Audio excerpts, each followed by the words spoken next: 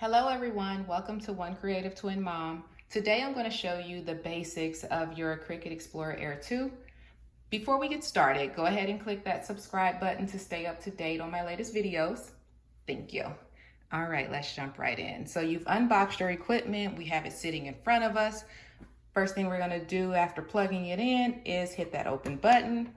It's on the left hand side and then our machine opens up. Ta-da!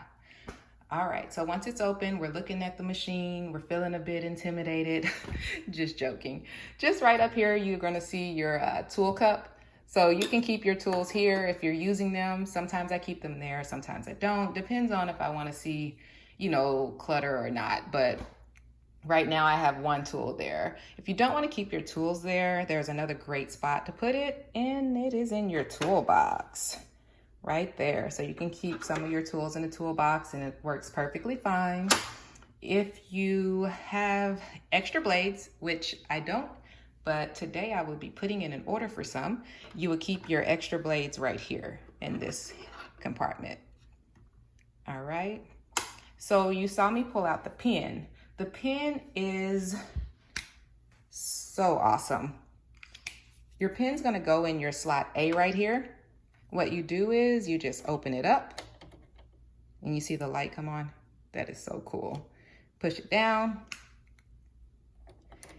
Insert your pen. You do have to give it a little push once you insert it.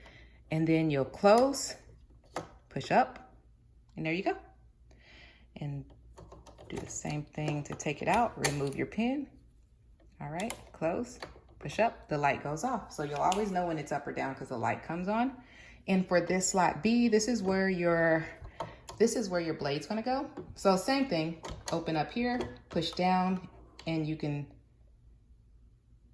take your blade out. So to put it in, close, lift up, and you're good to go. So I'm just gonna put my pen in here, lock it up. All right, and you're probably thinking, what is this? This is a cartridge port. So I don't use it.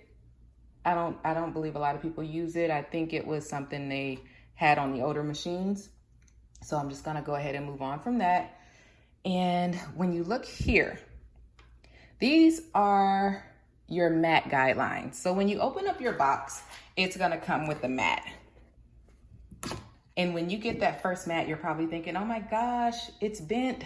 It's okay. Even though in the box is kind of rounded in there, it's still perfectly fine. You'll put your mat under the guidelines and it'll feed through using these tracks. So you're perfectly fine. And if you look over here to the right-hand side, this is a very important side. So you have your push button, power button right here. This button is pretty much going to turn your machine on.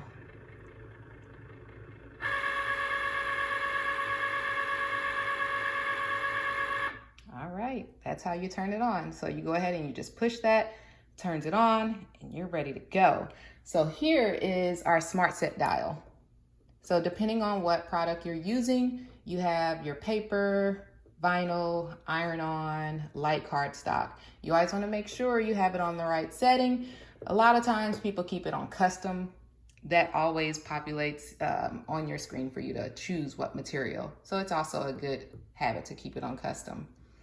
And if you look right down here, once you load your mat, these tracks here, you have to hit this one time in order for it to load. So it's basically the load and unload mat button. So you'll press that to load your mat, press that to unload your mat, and it's fairly simple. This here next to it has a little Cricut sign. That is your go button. So as soon as you load, it's gonna blink, press it, then your Cricut button's gonna blink, which is the go button, and you'll go ahead and press that, and it'll start your project. If you need to pause, boop, that's the third button. You just press the pause button, and you can pause whatever project you're doing. So I've turned my equipment around just so you can see the utilities in the back. So you have your USB port and you have your power port. Those are the only two things that you really need to get this baby running. So once you plug those in, plug them into the wall, hit that power button, and you're good to go. So this is pretty much what you need to know after unboxing your machine, and I think you'll be good to go. So thank you for watching. Check out our how to use vinyl video to get started on your first cut. Also, don't forget to like and subscribe to my channel if you found value in this video. See you next time.